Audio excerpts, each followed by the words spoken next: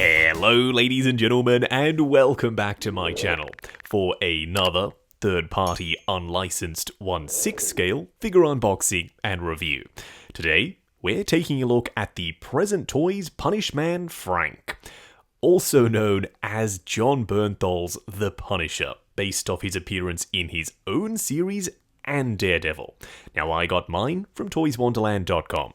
I have popped the link to their site in the description below for your reference purposes only. This is by no means a promotional video. This is a review on a figure that's going in my collection after this review is done.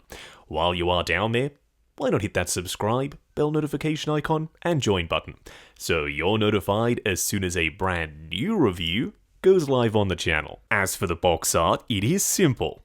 It says Punisher though, it does what it needs to. Front and center, a massive Punisher skull, Present Toys up top, and down below, Punishman Frank. Was the Frank really necessary? I mean, we've got the skull and we've got Punishman, surely that was enough. The folks over at Present Toys, however, they thought, nah, not enough, add Frank in there, then they'll surely know who this is supposed to be. I reckon Punishman would have sufficed. On the side of the box, Present Toys. Around the back, another Punisher skull, and some warnings.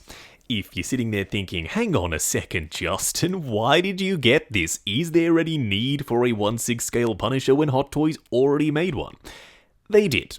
It is long since sold out though. So if you're a collector thinking, I need a Punisher, do I shell out for the Hot Toys one with a potentially flaking pleather jacket, or just get this one? That's the question I hope to answer throughout the course of this very video. Because you see, Present Toys, they don't use pleather, at least they haven't in the past, so I'm hoping this guy's jacket is real leather. How will we know? I'll have to do the smell test when we eventually get it out here. First in-hand impressions of Punishman Frank? Pretty good. What we are going to do now, though, is get all of his accessories laid out in the light box and take a closer look at everything he comes with. Starting off with the display base first. And Present Toys? Oh no. What is this? The skull is fine. It's very Punisher. Punishman Frank, on the other hand, isn't. Present Toys, when in doubt, don't print anything. Just the skull with a black background, that would have been sufficient. Having this here, it ruins the entire thing. Up top, you do have a crotch grabber. If you did want to peel this off, it is just a sticker, so maybe if you have a cry-cut machine, you can print your own decal. I am going to save my in-depth analysis for later on when we actually pop these head sculpts on the body. For now, you just need to know that we get two different options. One with the hair down, and one with the hair styled. Although, why is the battle damage on this one? Surely this one is the more disheveled looking. I would have preferred the one on the right be clean, and this one be battle damaged. This is Punisher after all, so he has to come with firearms. Luckily, he does. Starting off with his M4, or M16, please weigh in down below, help me out. I'm an Australian, we don't have a massive gun culture here. You can remove the shiny silver magazine with painted bullet detail, and you can slide the stock back and forth. That's it though, nothing else moves here. It's also cast in this very boring gunmetal plastic. No washes anywhere and no silver dry brushing. So it doesn't really look all that realistic. You do get this single point sling, but I don't exactly know how to attach this, nor would I. I think it looks better without it. I'm fairly confident the revolver is a recast of the Hot Toys one. You've got this Picatinny rail up on top and a little section down below. The hammer is fixed in position, but it is painted. Gunmetal for the hammer, this little safety switch, and also for the trigger. You can rotate the middle section and also slide it out.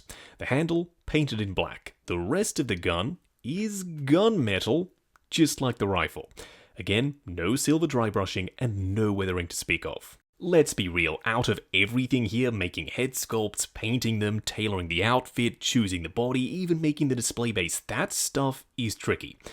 Doing some silver dry brushing, it turns out not that tricky at all. They could have absolutely done it.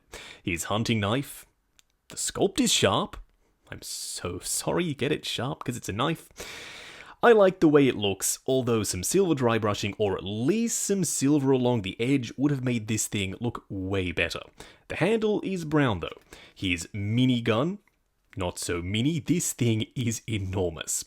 You can rotate the barrels, and you can remove the bullet belt, which is cast in this sort of semi-flexible rubbery plastic. The issue on my copy is this bottom piece collides with the barrels as you rotate them. I will be trying to heat this up and straighten it out. I do hope on your copy it's a non-issue. We've got some silver for various sections and a pop of red up top for a button. Then some individual wires. Now the bullet belt, this has some really nice paint to it. You've got the bullets painted, you've got some dry brushing, and you have a wash in the crevices. It would have been really cool if this was wired though. Just imagine having it sort of flailing off as Frankie's blasting people with the minigun. That would have been epic. Not a complaint, I promise. I still adore the minigun. I would have adored it more with some more paint though. Okay, moving on. You do get a full complement of hands, as long as you don't count closed fists among a full complement. We get these gripping hands, great for holding the top of the minigun, some trigger finger hands, and some open palm hands already on the figure. Where did the closed fists go? I'm not sure. Present toys? Why? Why are there no closed fists here? This is Punisher. He is supposed to be able to punish people. The Hot Toys one came with closed fists. I'll just leave it at that. There is some skin texture on the hands themselves, and they look good. They're not waxy and glossy like other third-party hands.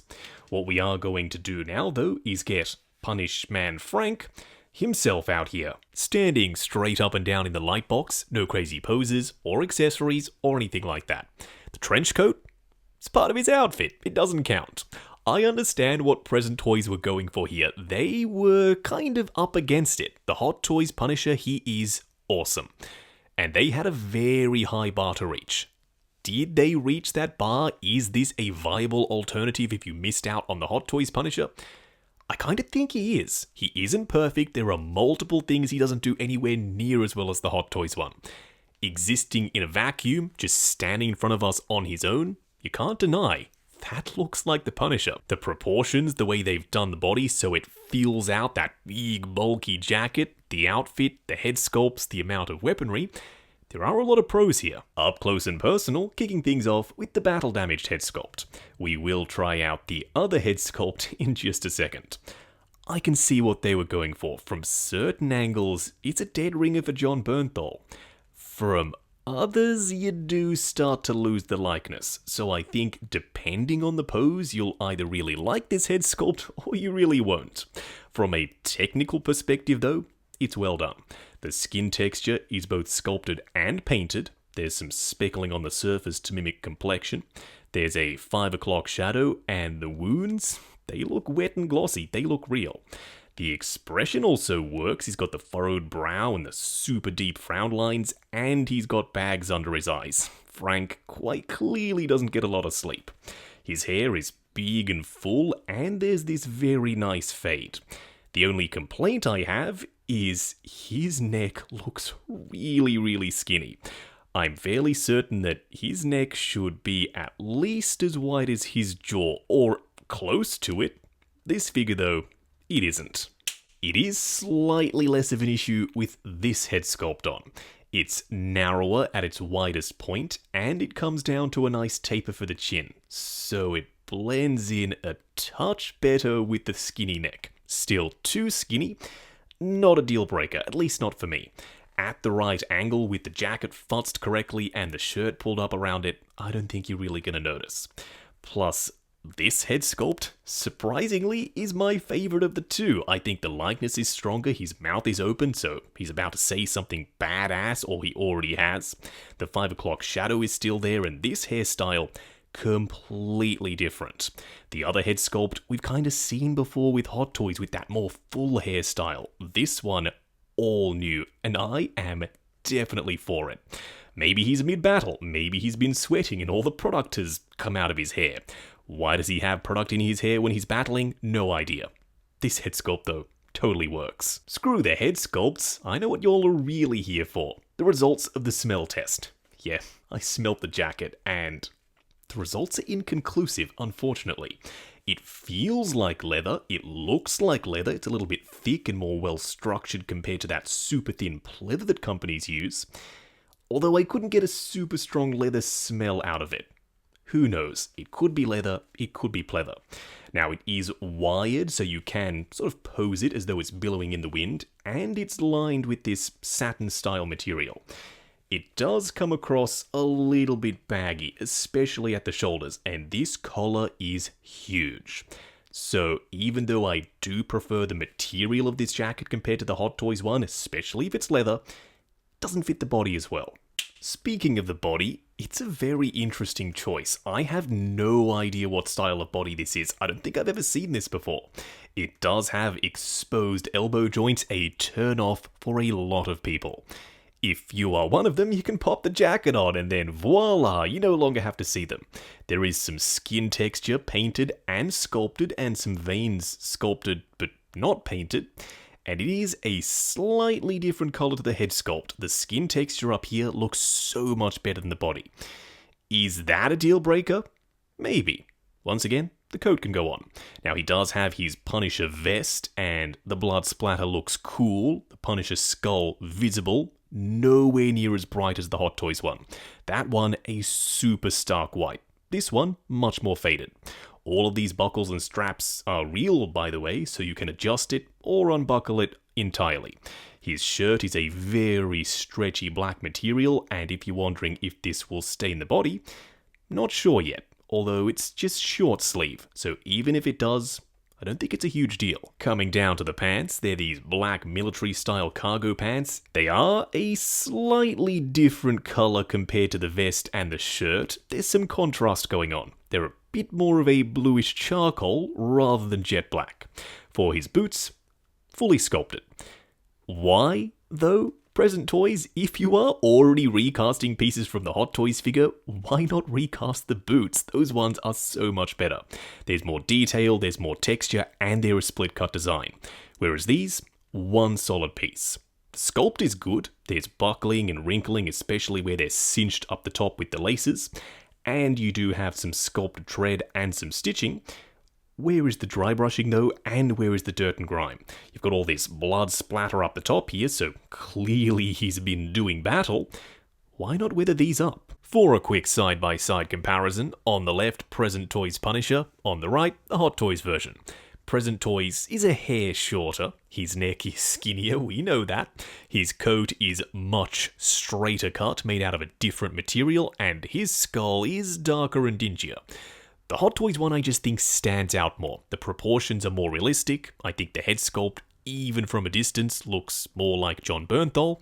And that skull in white against the black of the vest, it just pops. Next up, good old Red. Daredevil by Hot Toys. He is shorter than Punishman Frank by Present Toys.